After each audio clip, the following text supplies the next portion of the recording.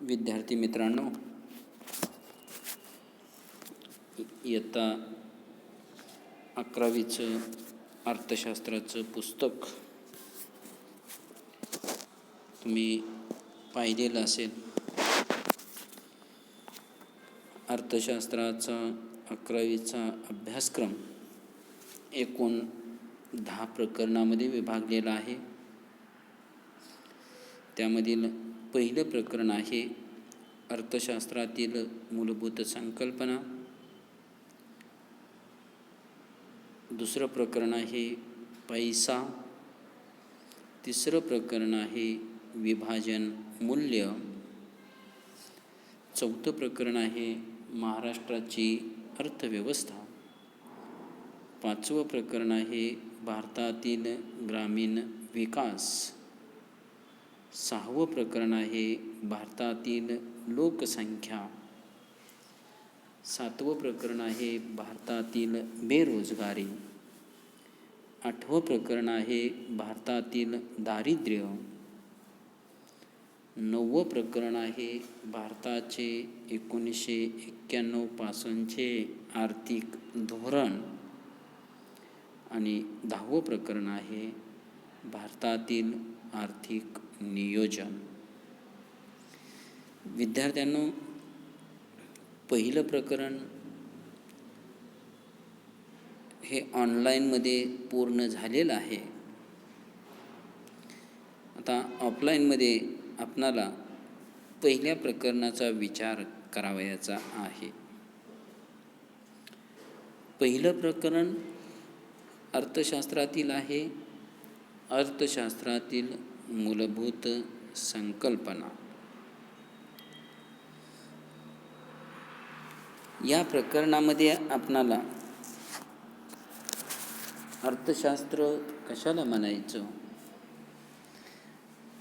अर्थशास्त्राच्या व्याख्या, वेगवेगळ्या तज्ज्ञांनी मांडलेले विचार, त्यानंतर अर्थशास्त्राच्या शाखा, त्यामध्ये सूक्ष्म अर्थशास्त्र आणि स्थूल अर्थशास्त्र या दोन अर्थशास्त्राच्या शाखा आपणास अभ्यासायच्या आहेत. त्यामध्ये सूक्ष्म अर्थशास्त्रामध्ये गरजांची वैशिष्ट्ये, त्यानंतर गरजांचे वर्गीकरण, त्यानंतर संपत्ती, उत्पादनाचे घटक या बाबींचा विचार आपणाला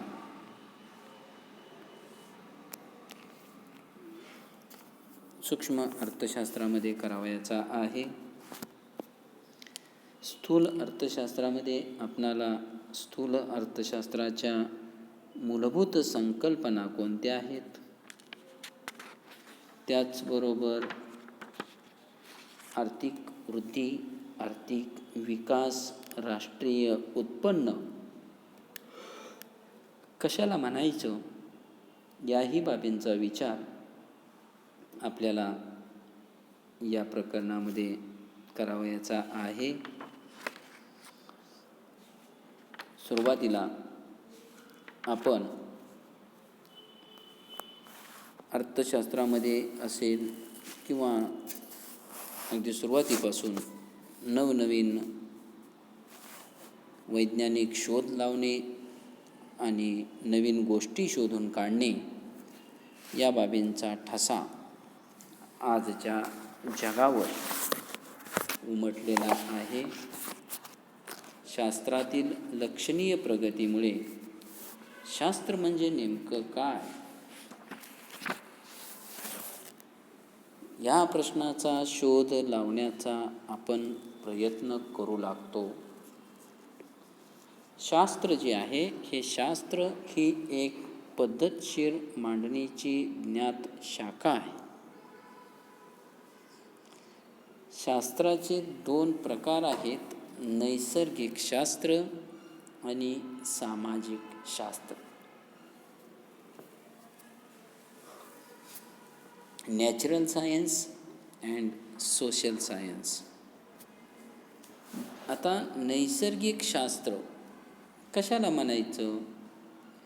ज्या शास्त्रातील नियमांना जागतिक मान्यता असते आणि या नियमांची सत्यता बंदिस्त प्रयोगशाळेत पडताळून पाहता येते, अशा शास्त्राला नैसर्गिक शास्त्र असे म्हणतात. म्हणजे नैसर्गिक शास्त्रातील नियमांना जागतिक मान्यता असते आणि त्या नियमांची सत्यता बंदिस्त प्रयोगशाळेत नियंत्रणांतर्गत पडताळून पाहता येते, म्हणून त्या शास्त्राला नैसर्गिक शास्त्र असे म्हणतात.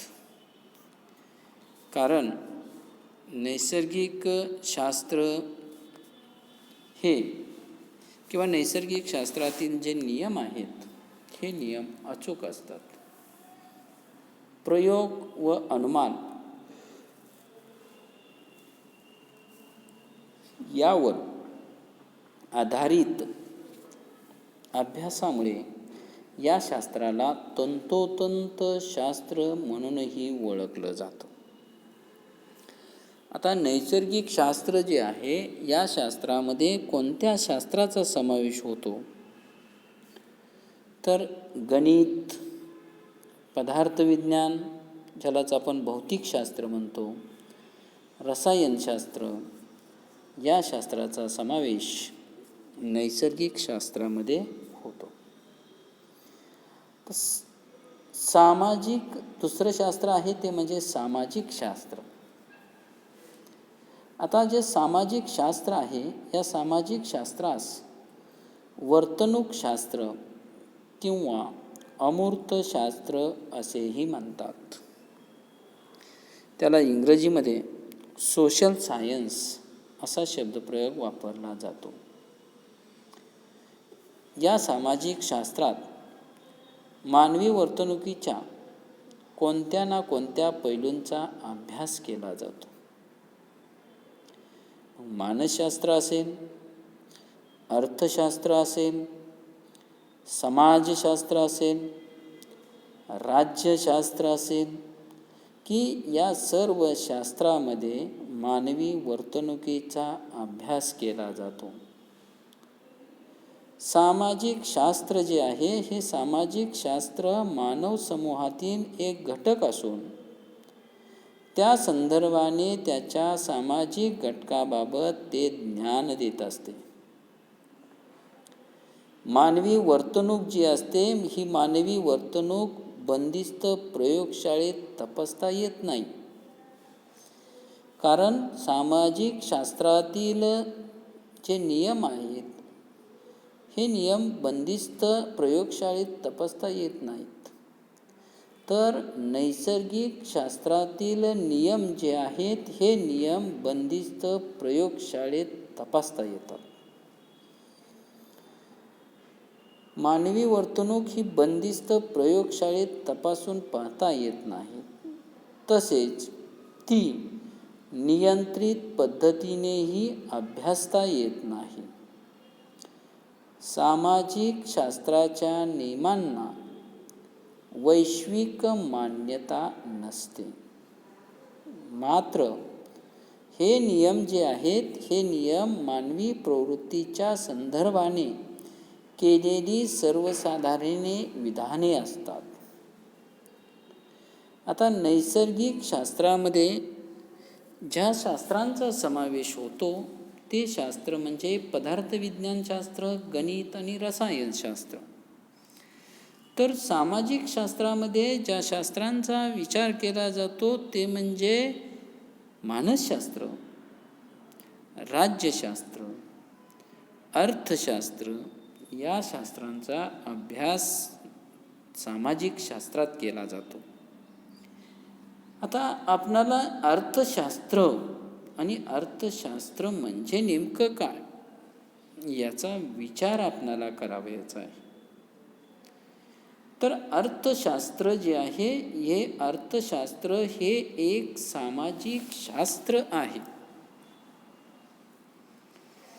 अर्थशास्त्राला इंग्रजीमध्ये इकॉनॉमिक्स असा शब्दप्रयोग वापरला जातो. इकॉनॉमिक्स, ECONOMICS,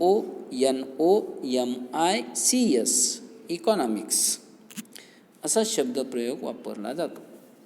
आता अर्थशास्त्र हा जो शब्द आहे, हा शब्द मूळ ग्रीक शब्द इकॉनॉमिया यापासून आलेला आहे. याचा अर्थ कौटुंबिक व्यवस्थापन असा आहे. इकॉनॉमिया OYLKONOMIA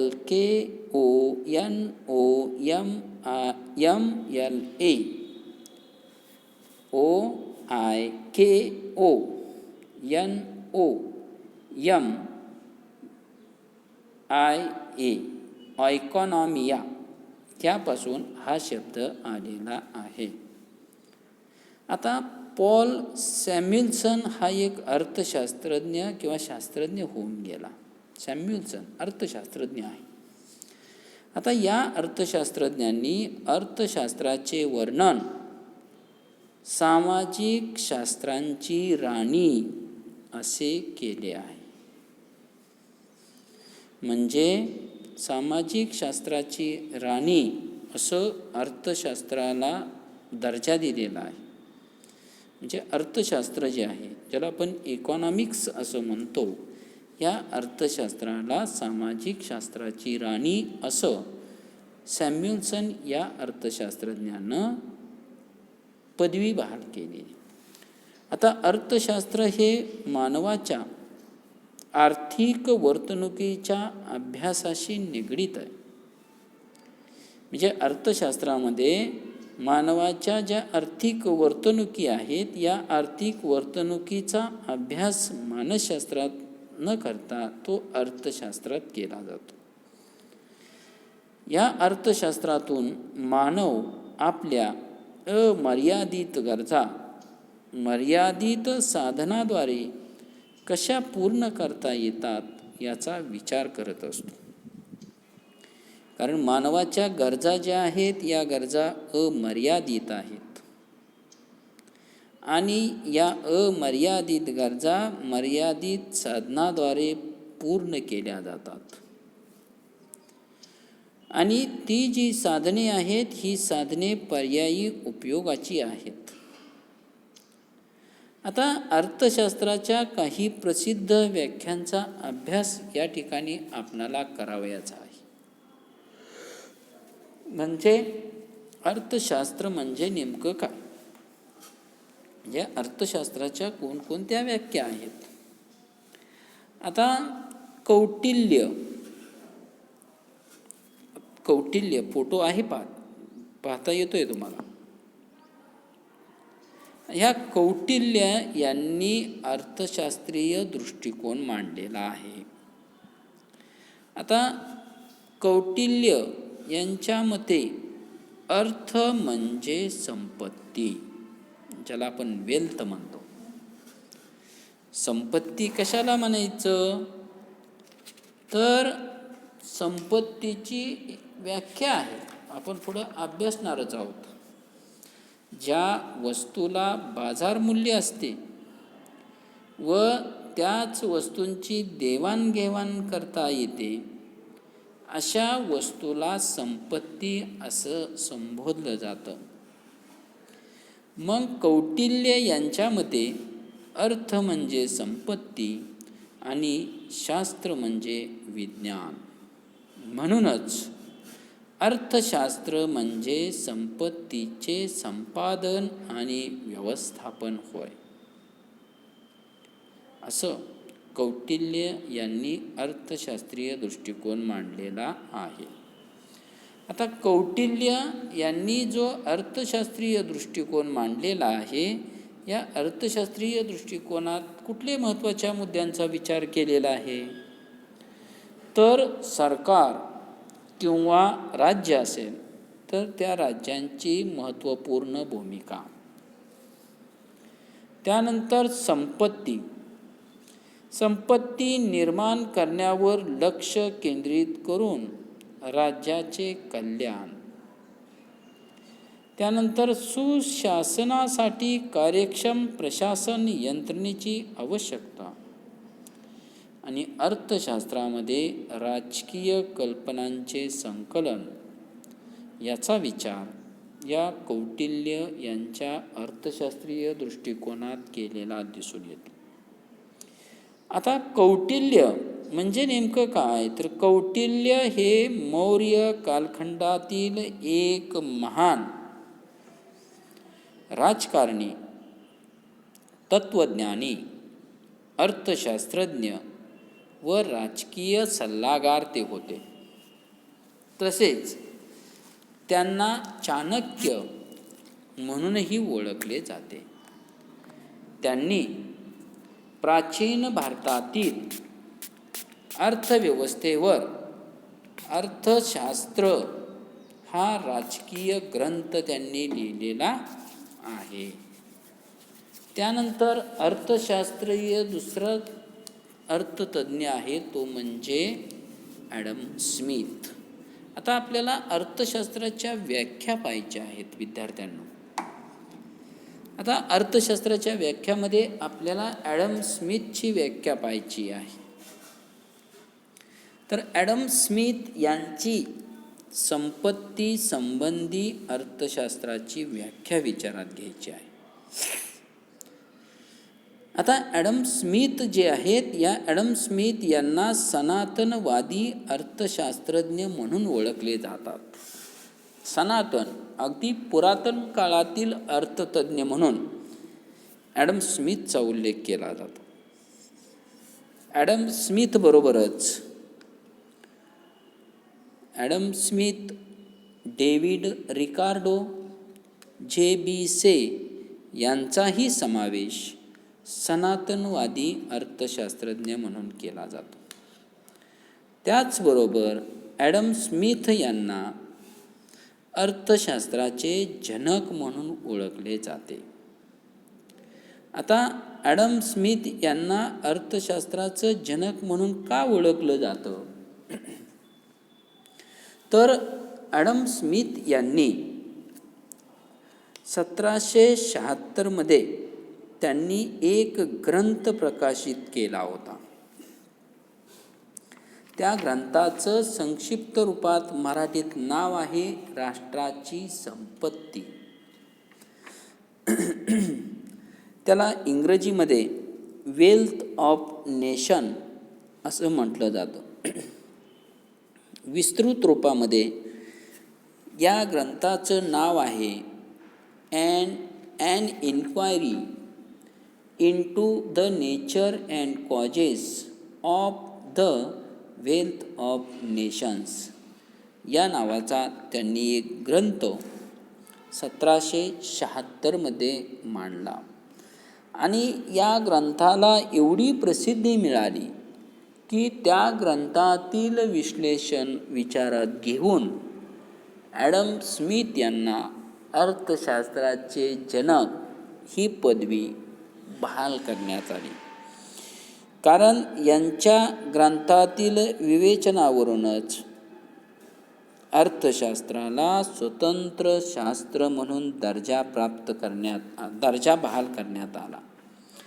त्यामुळं ॲडम स्मिथ यांना अर्थशास्त्राचे जनक असे संबोधले जाते. आता ॲडम स्मिथ यांनी अर्थशास्त्राची व्याख्या मांडत असताना त्यांनी राष्ट्राच्या संपत्तीचा अभ्यास करणारे शास्त्र म्हणजे अर्थशास्त्र होय अशी अर्थशास्त्राची व्याख्या सांगितलेली आहे. ॲडम स्मिथ यांच्या व्याख्येमध्ये कोणते महत्त्वाचे मुद्दे आहेत त्याचा आपण विचार करूया. ॲडम स्मिथ यांनी व्याख्येमध्ये जे महत्त्वाचे मुद्दे मांडलेले आहेत त्यामध्ये पहिला मुद्दा आहे तो म्हणजे निर्हस्तक्षेपाचे धोरण. त्यानंतर दुसरा मुद्दा आहे भांडवल व संपत्तीचा साठा. त्यानंतर तिसरा मुद्दा आहे आर्थिक घडामोडीमध्ये नैसर्गिक नियम.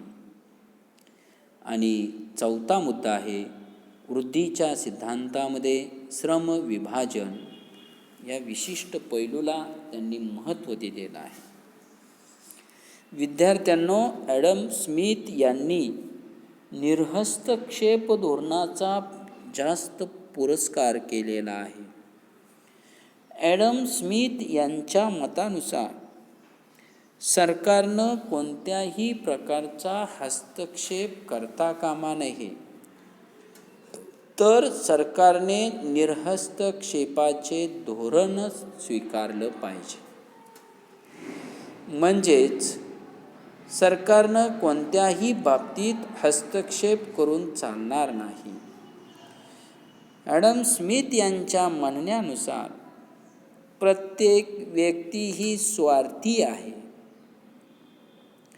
मी स्वार्थी आहे, पुढं बसलेला विद्यार्थी स्वार्थी आहे, समाजातील प्रत्येक घटक हा स्वार्थी आहे, निस्वार्थी कोणीही नाही.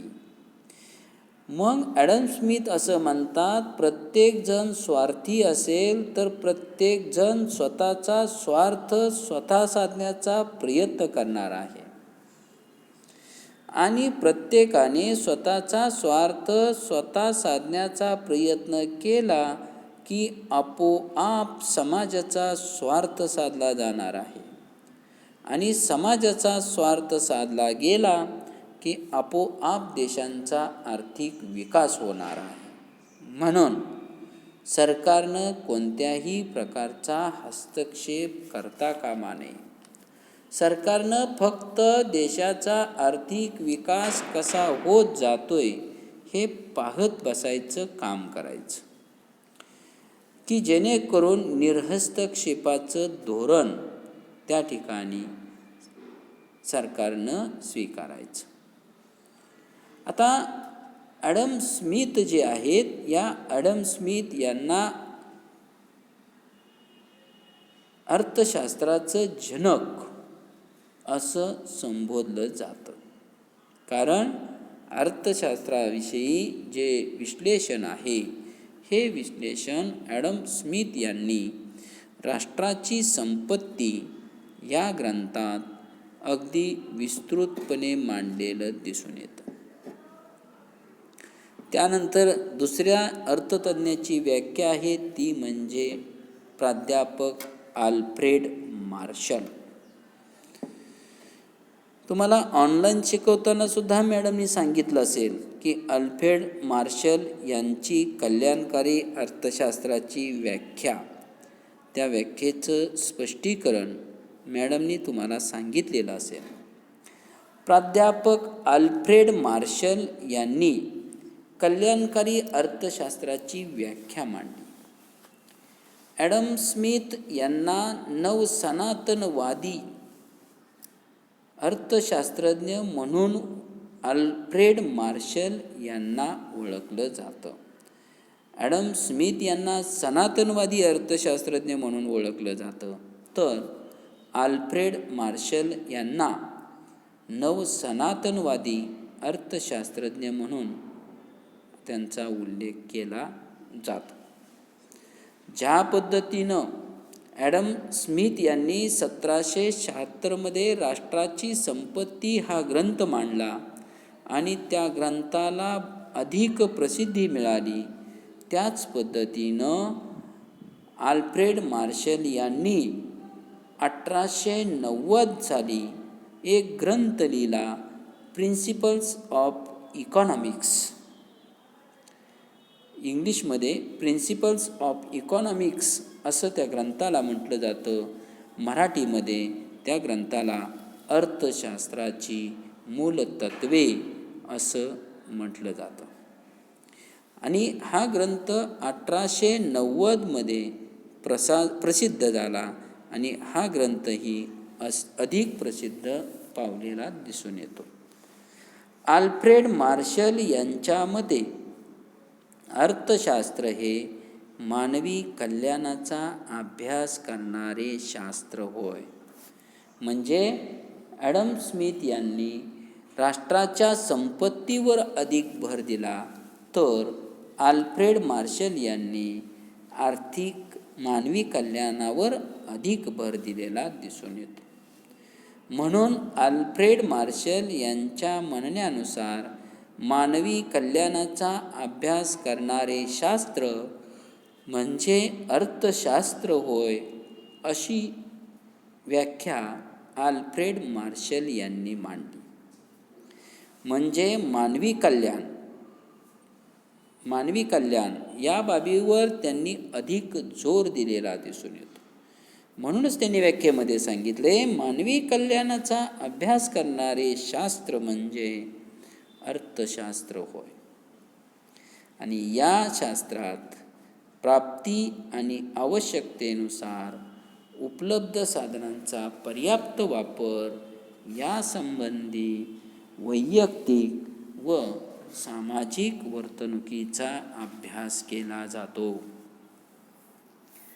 आता मार्शल यांनी जी व्याख्या मांडलेली आहे, या व्याख्येमध्ये कशावरती अधिक जोर दिलेला आहे, तर अर्थशास्त्र म्हणजे सामान्य माणसाचा अभ्यास. त्यानंतर अर्थशास्त्र म्हणजे आर्थिक वर्तनाचे शास्त्र.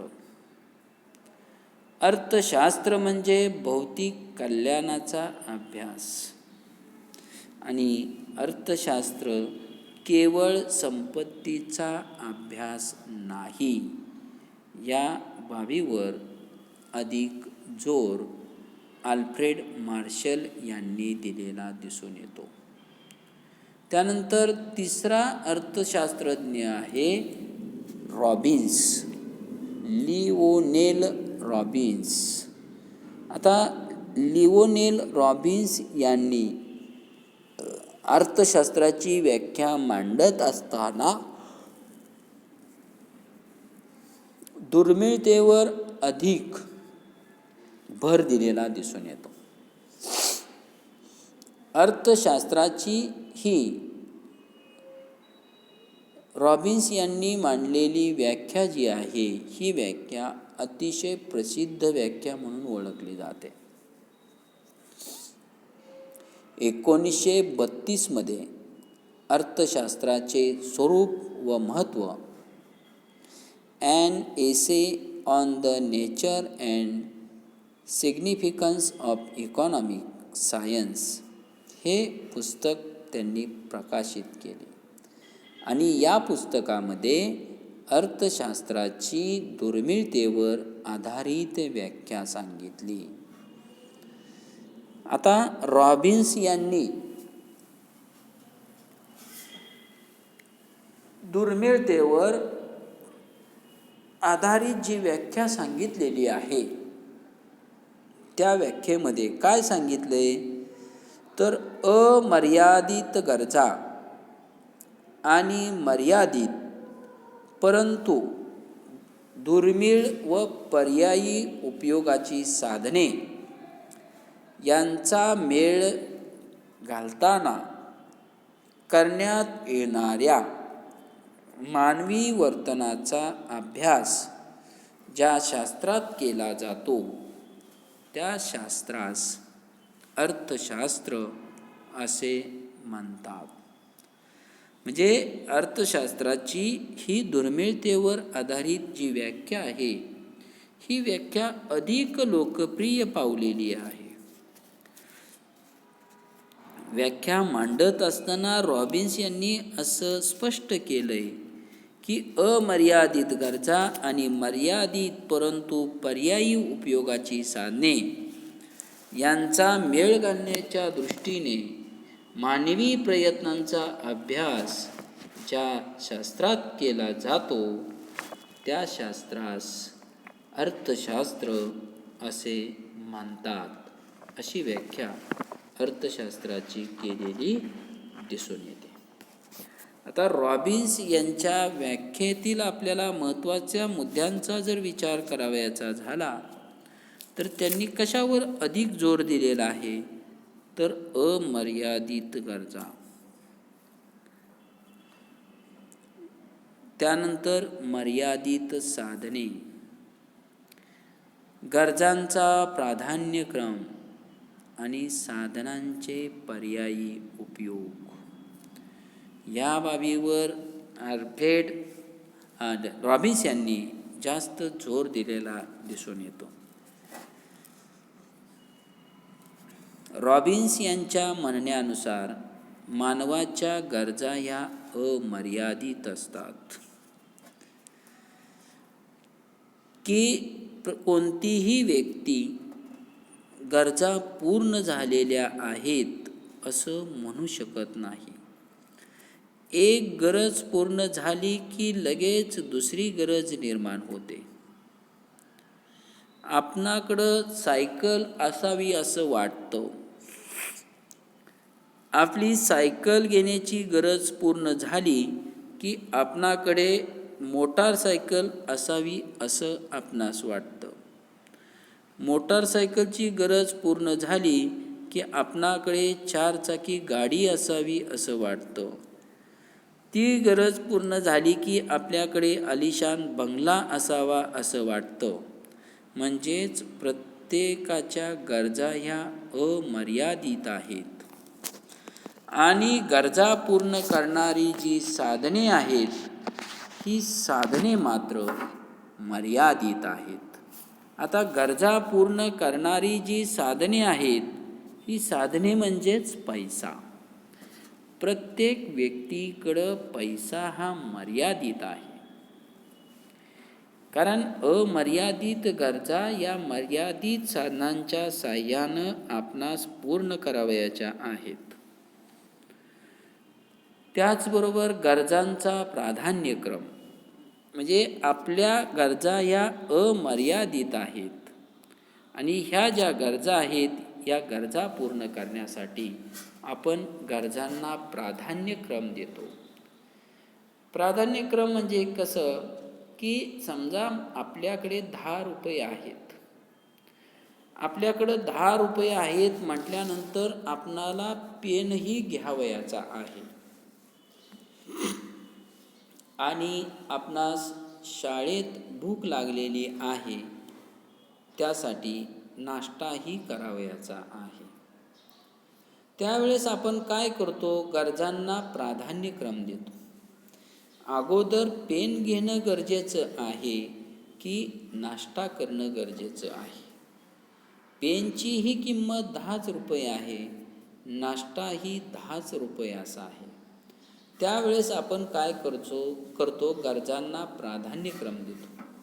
आपण काय म्हणतो, अगोदर आपण पेन घेऊया,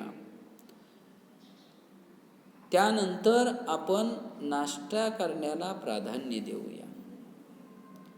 म्हणजे याचा अर्थ गरजांना प्राधान्यक्रम आपण देतो आणि साधनं जी आहेत, म्हणजे जो पैसा आहे व्यक्तीकडं, तो पैसा हा पर्यायी उपयोगासाठी वापरला जातो. म्हणजेच साधनांचे पर्यायी उपयोग, असे महत्त्वाचे मुद्दे आपणाला रॉबिन्स या अर्थशास्त्रज्ञाच्या व्याख्येमध्ये सांगता येतील. आता विद्यार्थ्यांनो, 18व्या शतकामध्ये सनातनी संप्रदाय म्हणून ओळखला जातो. मी आत्ताच तुम्हाला सांगितलं, ॲडम स्मिथ, डेव्हिड रिकार्डो, J.S. मिल आणि माल्थस इत्यादी अर्थशास्त्रज्ञांचा समावेश सनातन संप्रदायामध्ये होतो. त्यानंतर नवसनातन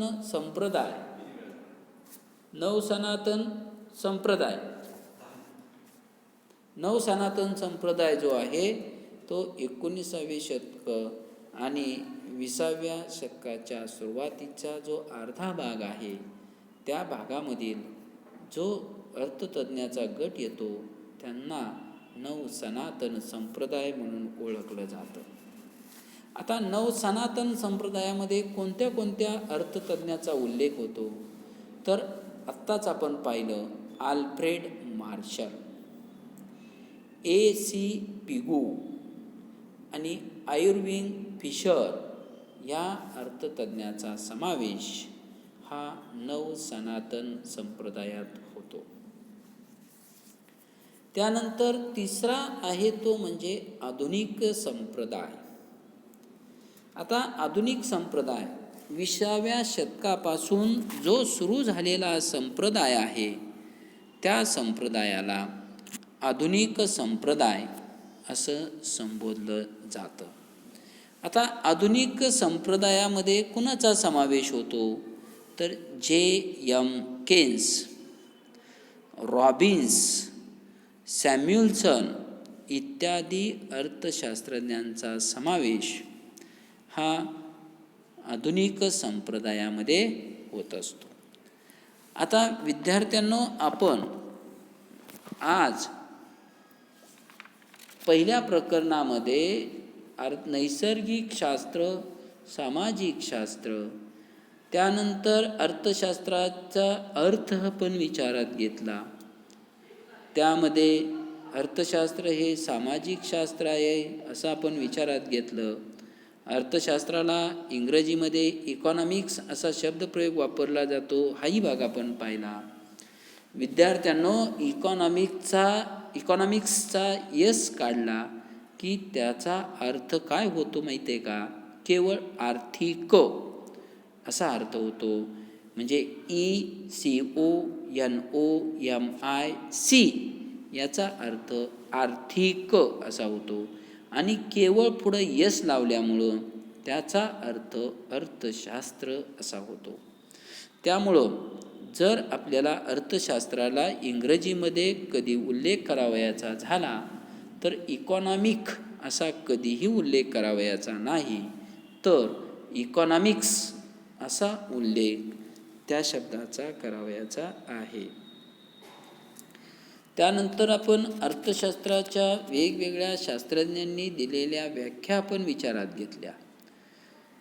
कौटिल्य यांचा अर्थशास्त्रीय दृष्टिकोन आपण पाहिला. त्यानंतर ॲडम स्मिथ यांची संपत्ती संबंधित अर्थशास्त्राची व्याख्या आपण पाहिली.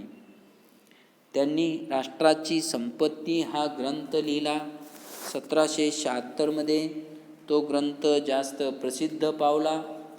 त्यामुळे अर्थशास्त्राला स्वतंत्र शास्त्र म्हणून दर्जा बहाल करण्यात आला किंवा दर्जा प्राप्त झाला. म्हणून ॲडम स्मिथ यांना अर्थशास्त्राचे जनक असे संबोधले जाते. हाही भाग आपण पाहिला. त्यानंतर आल्फ्रेड मार्शल यांची जी कल्याणकारी अर्थशास्त्राची जी व्याख्या होती ती व्याख्याही आपण विचारात घेतली की त्यांनी एक ग्रंथ लिहिला, अर्थशास्त्राची मूलतत्वे या नावाचा ग्रंथ लिहिला. प्रिन्सिपल्स ऑफ इकॉनॉमिक्स या नावाचा ग्रंथ 1890 साली त्यांनी प्रकाशित केला. आणि अर्थशास्त्र हे मानवी कल्याणाचा अभ्यास करणारे शास्त्र होय अशी व्याख्या आल्फ्रेड मार्शल यांनी मांडलेली आपण विचारात घेतली. त्यानंतर रॉबिन्स यांची दुर्मिळतेवर आधारित असणारी अर्थशास्त्राची व्याख्या जी आपण पाहिली की जी व्याख्या जास्त लोकप्रिय झालेली आपण दिसून येते की अमर्यादित गरजा आणि मर्यादित परंतु पर्यायी उपयोगाची साधने यांचा मेळ घालण्याच्या दृष्टीने मानवी प्रयत्नांचा अभ्यास करणारे शास्त्र म्हणजे अर्थशास्त्र होय अशी व्याख्या आपण अर्थशास्त्राची पाहिली. आता आपण पुढच्या तासाला अर्थशास्त्राच्या ज्या शाखा आहेत या शाखा आपण विचारात घेऊया की अर्थशास्त्राच्या 2 शाखा आहेत. एक म्हणजे सूक्ष्म अर्थशास्त्र आणि जी दुसरी आहे ती म्हणजे स्थूल अर्थशास्त्र. ह्या दोन्ही शाखा, ज्याला आपण सूक्ष्म अर्थशास्त्राला मायक्रो इकॉनॉमिक्स असं म्हणतो आणि स्थूल अर्थशास्त्राला मॅक्रो इकॉनॉमिक्स असं म्हणतो, या दोन्ही ज्या शाखा आहेत या शाखांचा अभ्यास आपण पुढच्या तासाला विचारात घेऊया. धन्यवाद.